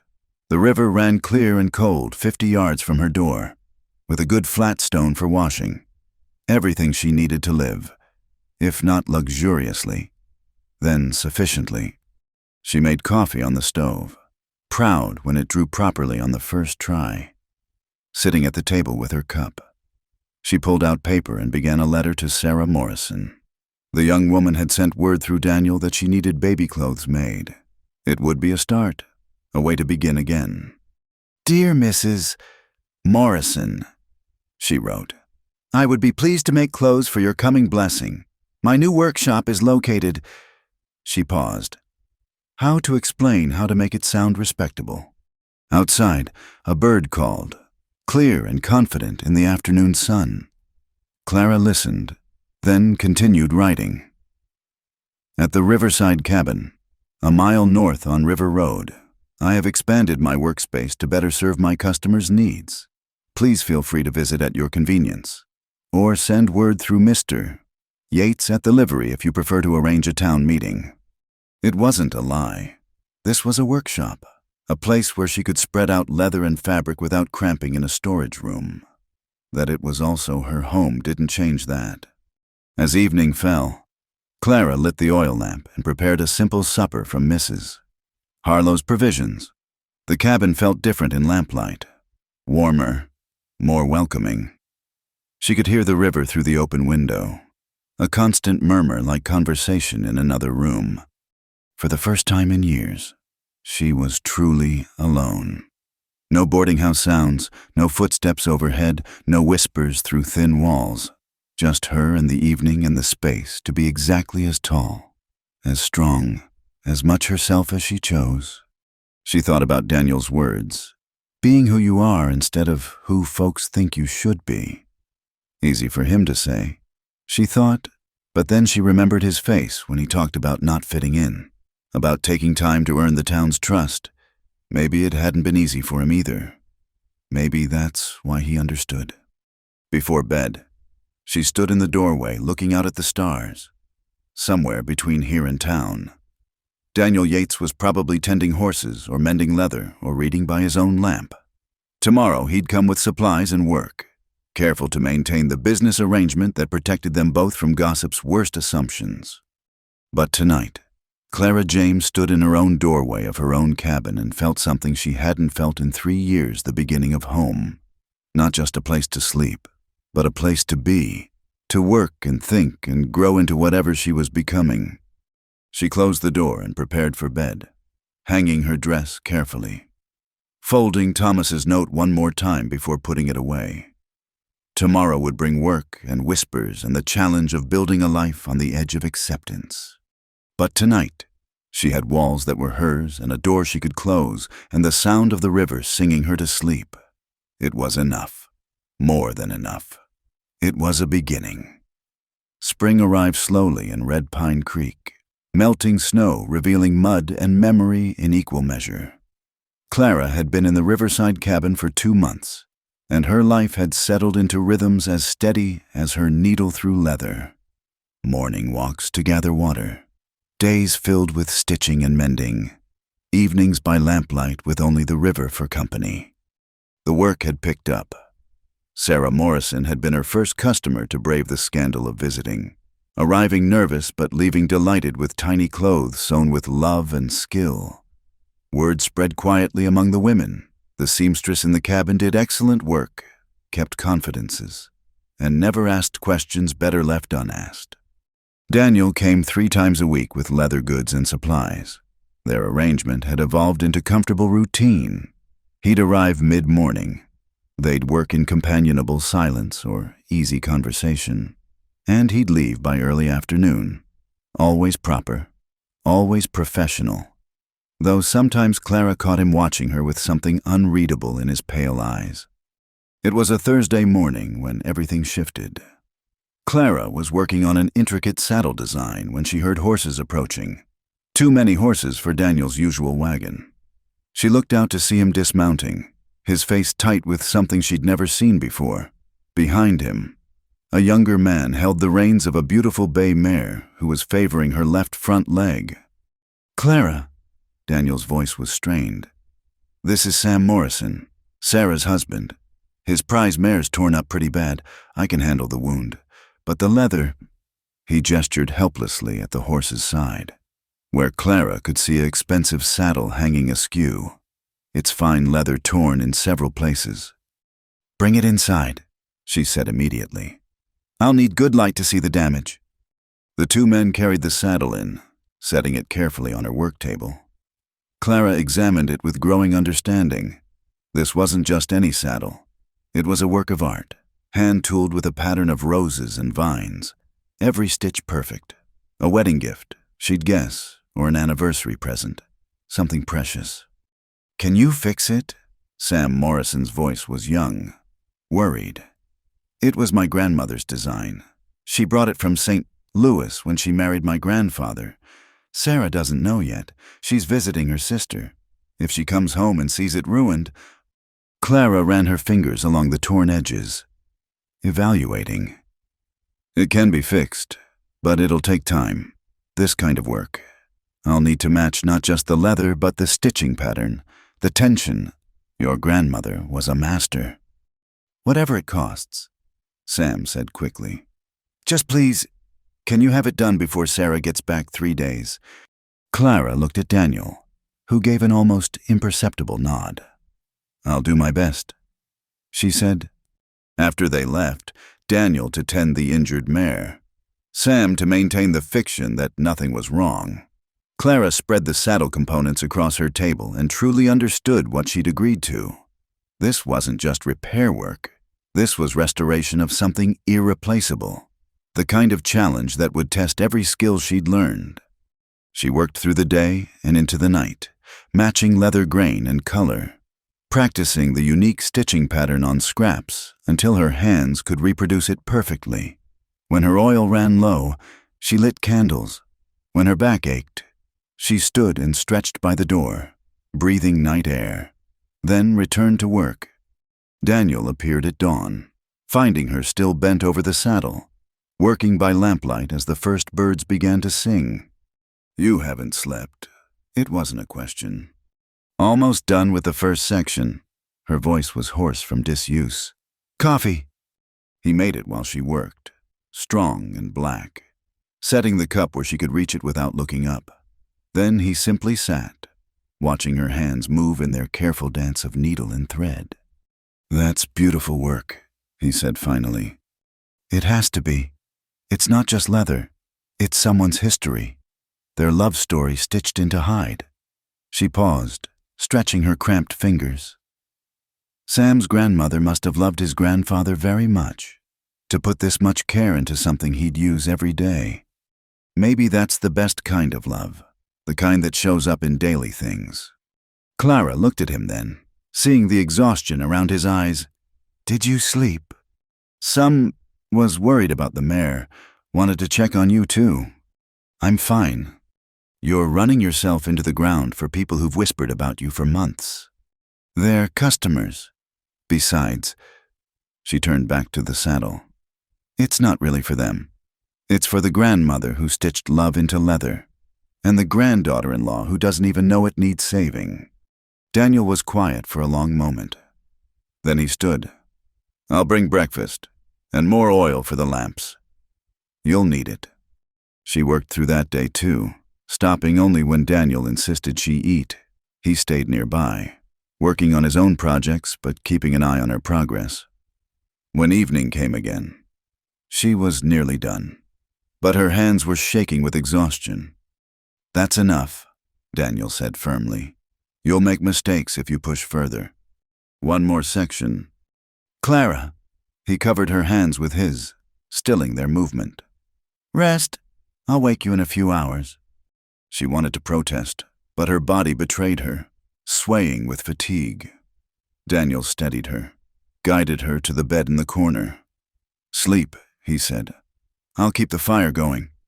Clara meant to argue, but her eyes were already closing. She felt him pull a blanket over her, heard him moving quietly around the cabin.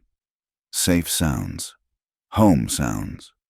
She woke to pre-dawn darkness and the smell of coffee. Daniel was asleep in the chair by the table, his head pillowed on his arms. He'd kept watch all night. She realized making sure she rested, moving carefully to avoid waking him. She returned to the saddle. In the quiet morning, her hands found their rhythm again. The final section came together like a prayer, each stitch a word of continuity between past and present. When Daniel stirred, the sun was up and the saddle was complete. Clara sat back, examining her work with critical eyes. It wasn't perfect.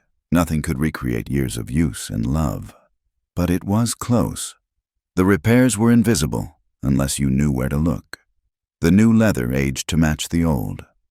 The stitching pattern continued seamlessly. "It's perfect," Daniel said, standing behind her chair. "It's adequate." "Clara," his voice held gentle reproach. "It's perfect." Sam Morrison agreed when he arrived, nearly crying with relief as he examined the restored saddle. He paid her triple her quoted price despite her protests, pumping Daniel's hand and thanking them both repeatedly before riding away with his precious cargo. Alone again, Clara sank into her chair, suddenly feeling every hour of lost sleep. Daniel moved around the cabin, making fresh coffee, tidying the chaos of leather scraps and thread. "You should sleep," he said. "I should work. I've lost 2 days on the regular orders." "The orders will wait." He set coffee in front of her. "You did something remarkable. Sam's grandmother would be proud." "You don't know that." "Yes, I do, because you understood what mattered, not just the leather or the stitching, but the love in it. You kept that intact." Clara wrapped her hands around the warm cup, too tired to maintain her usual walls. "My mother used to say that everything we make carries a piece of us in it. That's why she mended so carefully. She was putting herself back together with each stitch." "Wise woman." She was. Clara felt tears threaten, blamed them on exhaustion. "She'd have liked you. She paused, searching for words. "You're steady, like good thread, the kind that holds without calling attention to itself." Daniel moved closer, and she realized he was going to kiss her. She saw it in his eyes, the intent, the question. For a moment, she wanted it, wanted to know what it would feel like to be kissed by someone who saw her clearly, who valued her strength instead of resenting it. But the old fear rose up, and she turned her head. "I can't." "I know." His voice was soft, without reproach. "I'm sorry. I shouldn't have." "No." She looked at him then. For a moment, but I can't. I made promises to myself." "I know that too." He stepped back, giving her space. "It won't happen again." They stood there in the morning light, the restored saddle between them like a reminder of what careful hands could repair and what they couldn't. Clara wanted to explain, to make him understand that it wasn't about him but about her own broken places that no amount of careful stitching could make whole. "Instead," she said, "thank you for staying, for making sure I rested." Always. The word held more weight than it should. Promises that matched her own but ran in different directions. After he left, Clara sat in her cabin looking at the space where they'd almost crossed a line she'd drawn in heartbreak and held with determination. She could still feel the ghost of what might have been, his lips on hers, his arms around her, the safety of being held by someone who wouldn't leave because she was too much. But that was the danger. Wasn't it believing in safety again? Trusting in steadiness? She'd done that once and woken to an empty bed and 11 words that still echoed in her dreams. She stood, cleaned her workspace, organized her tools. There was work to do, leather to stitch, promises to keep. The cabin felt different now, charged with almost moments and careful distance. But it was still hers, still safe, still the place where she could be exactly who she was. Through the window, she could see Daniel's wagon disappearing down the road toward town.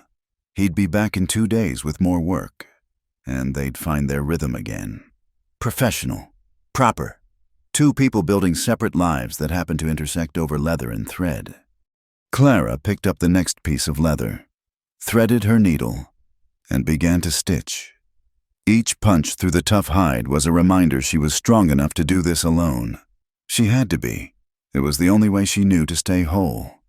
But her hands remembered the warmth of his covering them, and her heart remembered the moment when she'd wanted to be held more than she wanted to be safe. Spring was coming to Red Pine Creek, bringing growth and change and dangerous possibilities. Clara stitched on, mending what could be mended, holding fast to what couldn't, and trying not to think about steady hands and patient eyes and the word always, spoken like a promise in the morning light. The late spring evening painted the sky in shades of rose and gold as Clara walked beside the river, her basket empty of the herbs she'd meant to gather. Her mind kept circling back to the morning's events. Another confrontation at the mercantile. Another reminder that some wounds never healed in small towns' memories. She'd gone to buy thread, a simple errand that shouldn't have meant anything, but Mrs. Pritchard had been there, voice carrying clearly as she told a newcomer about that woman who lives in sin with the horse trainer. Clara had stood straight, purchased her thread, and left without a word. But the words followed her home like smoke from a fire that wouldn't die. Now, walking in the peaceful evening, she tried to let the river wash the day's bitterness away. 6 months in Red Pine Creek, 3 in the cabin. And still she was the woman whose husband had left, who lived alone, who worked with a man not her husband. The story had calcified into truth in their minds, unchangeable as stone. She was so lost in thought that she didn't hear the footsteps until Daniel was beside her. "Saw you heading this way," he said quietly. "Thought you might want company. Or I could go if you'd rather be alone." "I'm always alone." The words came out sharper than intended. "Even in a crowded room, I'm alone." He fell into step beside her, matching her pace. "Heard what happened at the mercantile?" "Of course you did. Everyone hears everything here." Mrs. Morrison gave Pritchard a piece of her mind. Told her that gossip was a sin worse than anything she was accusing you of. Clara stopped walking, surprised. "Sarah did that?" "Right there in front of everyone. Said you'd kept her secret when she needed it. Did beautiful work on her baby clothes. And had more Christian charity in your little finger than most of the town had in their whole bodies." "She shouldn't have. It'll only make things harder for her." "Maybe. Or maybe she's tired of watching good people get ground down by small minds." They'd reached a bend in the river where a fallen log made a natural bench. Clara sat, suddenly tired. Daniel remained standing, looking out at the water. "I've been thinking about leaving," Clara said. "Starting over somewhere new, somewhere bigger, where a woman alone doesn't cause such scandal." "Running again. Surviving." "That the same thing." Clara picked up a stone, threw it into the current. "For women like me, yes." Daniel sat beside her then, careful to leave proper space between them. "My mother was a woman like you, tall, strong, spoke her mind. My father loved that about her, but the town they lived in didn't, called her unnatural, unwomanly, said she'd never keep a husband. But she did. She did, but it wasn't easy. She told me once that the hardest part wasn't the gossip. It was the mornings she woke up wondering if they were right, if she really was too much." He picked up his own stone, sent it skipping across the water. "My father would hold her on those mornings and list all the ways her strength made their life better. The garden that flourished because she wasn't afraid of hard work. The children who grew up knowing their own minds because she taught them to think. The man who became better because she challenged him to match her instead of asking her to shrink." Clara felt tears prick her eyes. "Your father sounds like a rare man." "He was. But here's the thing. He wasn't born that way. He learned it, took time, made mistakes. But he learned that loving someone means loving all of them, not just the parts that make you comfortable." They sat in silence as the light faded, the river murmuring its ancient stories. Clara thought about Sarah Morrison defending her, about Mrs. Harlow's gruff kindness, about Daniel sitting beside her offering nothing but presence and understanding. "I have something to tell you," Daniel said finally. Been putting it off, but I bought the Hendricks place. 20 acres north of town, good pasture, solid house. Been fixing it up. Clara's stomach tightened. Of course, he was moving on. Building a life that didn't include worn cabins and complicated arrangements with difficult women. That's wonderful, she managed. You'll do well there. Clara, he turned to face her. I'm telling you because I want you to know I'm staying. Building something permanent. Not everyone leaves. The words hung between them like a bridge she was afraid to cross. Daniel. I know what you're going to say. You can't, you won't. You made promises to yourself. I'm not asking you to break them. He stood, brushed off his pants. But I need you to know something. You asked once why I stayed in Red Pine Creek when it was so unwelcoming. Truth is, I stayed because I was tired of places that only wanted the easy parts of me. This town had to take me whole or not at all. Took time, but eventually they did. It's different for men. Maybe it's just different for people who decide that being themselves is worth more than being accepted. He offered her his hand. It's getting dark. Let me walk you back. She took his hand, let him pull her to her feet. But instead of releasing her immediately, he held on for a moment, his thumb brushing across her knuckles. Clara, I'm going to say something, and then I won't say it again unless you ask me to. He took a breath. I love you. Not despite your strength or your height or your stubborn independence. Because of those things. Because you could have let Thomas break you, but you didn't. Because you stitch beauty into leather and keep people's secrets and stand tall even when the whole town wants you to disappear. Clara couldn't breathe. The words she'd never thought to hear again, had never wanted to hear again, wrapped around her like morning light. I love you, he continued. And I'm not going anywhere. Not to my new property, not to another town, nowhere that isn't here. You can take all the time you need to decide what you want. Years, if necessary. I'll be here, fixing up my house, training horses, bringing you leather work, being your friend, if that's all you want. Being more, if you ever decide you want that too. Daniel. No answer needed. Not now. Maybe not ever. Just wanted you to know where I stand. He released her hand. Now, let's get you home before it's too dark to see the path. They walked back in silence. Clara's mind spinning. At her cabin door, she turned to face him. The house you're building, does it have 2 bedrooms? He looked surprised by the question. 3, actually. Why? Just wondering.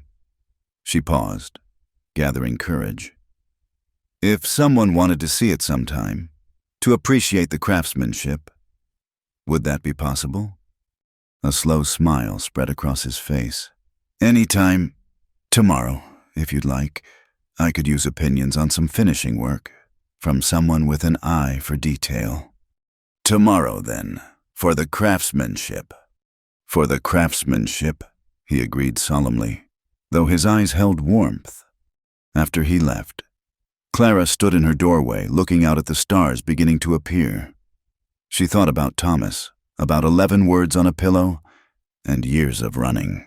Then she thought about Daniel's words by the river, about love that saw clearly and chose anyway. Inside, she found the note she'd kept all these years, worn soft with handling. She read it one more time. You're too strong, Clara. I don't know how to be your husband. Then she walked to the stove, opened the door, and fed the paper to the flames. She watched it curl and blacken and disappear, taking with it 3 years of believing she was too much. Tomorrow she would go see a house, just to appreciate the craftsmanship. Of course, to see what patient hands could build when they had hope and time and the courage to stay. It wasn't a promise or a breaking of promises. It was just a step towards something that might, if she let it, feel like home. The river sang its evening song, and Clara closed her door on the old fears. Tomorrow would come with its own challenges, its own choices. But tonight, she'd heard words she'd never thought to hear, from a man who saw her clearly and loved her whole.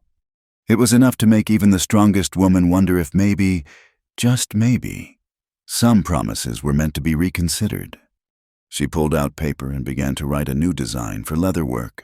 Something beautiful and complex that would take time to complete. Something that would require many visits, many conversations, many chances to see what could be built between two people who understood that love wasn't about shrinking to fit, but about growing to match. Outside, the stars wheeled overhead, and somewhere in the darkness, a man who'd spoken his heart was building a house with room enough for hope. Thank you for listening to this Wild West love story. I'd love to know where you're listening from. Please share in the comments below so we can connect and discuss Clara and Daniel's journey together. If you enjoyed this tale of strength, resilience, and unexpected love in 1800s America, please subscribe to Wild West Stories 1850 like this video, and hit the hype button to help more people discover these heartfelt frontier stories. Your support means the world and helps keep these tales of the Old West alive.